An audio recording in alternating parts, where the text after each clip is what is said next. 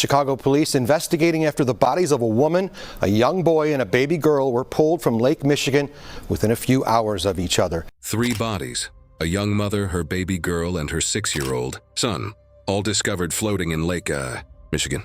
What should have been an ordinary night turned into a tragedy that has shocked Chicago and raised far more questions than it has answered. Was this a horrific accident? A murder-suicide? Or is there someone out there responsible for their deaths?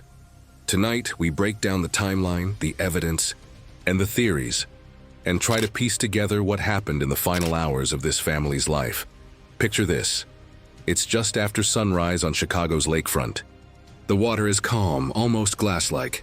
Commuters are heading into the city. Joggers are starting their morning run.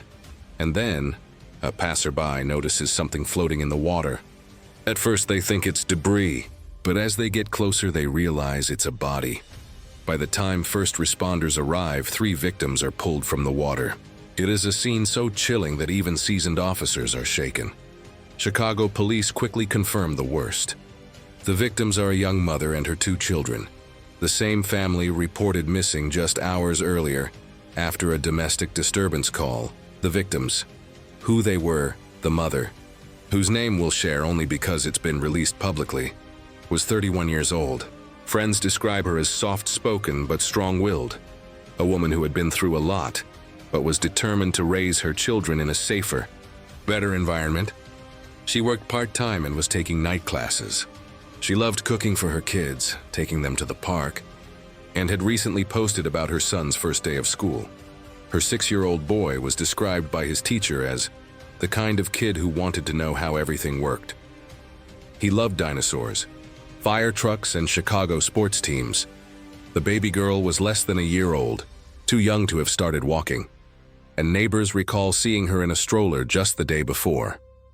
These were real people, with dreams, routines, and lives that were suddenly cut short. Timeline of events, reconstructing the night 9 p.m. The domestic dispute. Call police respond to a call at the mother's apartment. Neighbors report loud shouting, furniture moving, possibly glass breaking. Officers arrive, knock on the door, and speak with the adults inside. According to police, they found no cause to make an arrest at that time.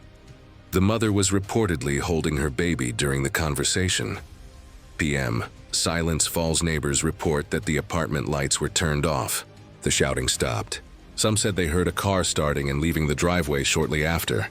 Midnight to 2 a.m. Unknown window. This is where things get mysterious. The family disappears from contact. No phone calls, no social media activity, nothing. 15 a.m. The discovery. A passerby walking along the lakefront notices what looks like a body near the shoreline. When emergency crews arrive, they find 3 victims. By 7 a.m., police confirm the victims are the missing family. The investigation detectives immediately open a full homicide investigation, though they don't rule out other scenarios. Divers search the surrounding area for clues. They recover personal belongings, including what appears to be a child's toy, a stroller, and articles of clothing. Though police have not confirmed which belong to the victims, autopsies are performed at the Cook County Medical Examiner's office. Toxicology tests are run to determine whether drugs, alcohol, or other substances played a role. Investigators also subpoena nearby surveillance footage, including traffic cameras, park cameras, and private building security. The community reacts by noon. News of the tragedy spreads across Chicago. Neighbors gather outside the apartment, leaving flowers, candles, and teddy bears.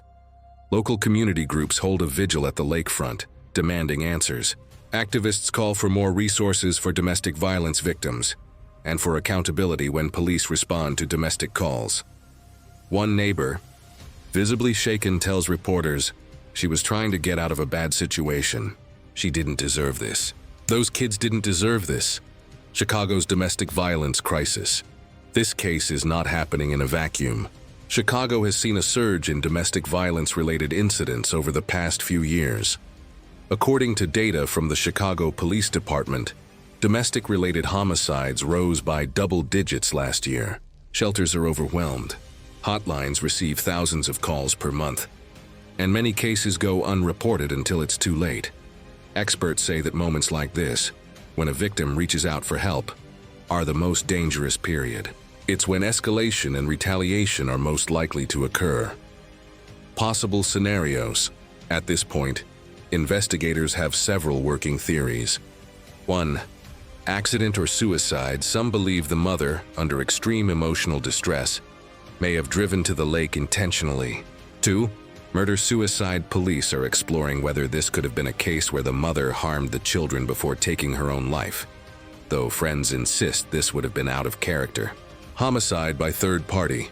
Perhaps the most disturbing theory, that someone else may have forced the family into the water. If true, that suspect could still be at large. How police investigate cases like this.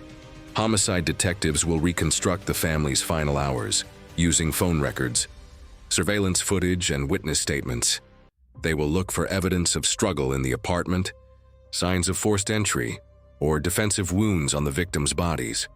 If foul play is suspected, they will track down everyone who had contact with the victims that night, including partners, relatives, neighbors, and friends. The psychological impact. Cases like this leave a lasting impact, not just on the family, but on the entire neighborhood. Parents in the area are shaken, children are scared, and the community is left wondering whether they could have done something to prevent it. Experts say the city needs more mental health resources, more early intervention, and better systems to protect vulnerable families. Public pressure. As days go by, pressure is mounting on the police department to solve the case. Local leaders are calling for transparency, saying the public deserves to know whether there is any ongoing danger. Social media is full of speculation, some helpful, some harmful. True crime enthusiasts are already dissecting every detail, which is why it's so important to separate fact from rumor. Closing thoughts. 3 lives were lost. A mother, a son, a baby girl, gone too soon. This case isn't just a headline, it's a wake-up call. For neighbors, for city leaders, and for everyone watching. Until we know what happened, one question hangs over Chicago. Who or what put this family in the water? We'll keep following this case closely, bringing you updates as soon as they break. Subscribe to stay informed, and let us know what you think in the comments. What do you believe happened in those final hours on the lakefront?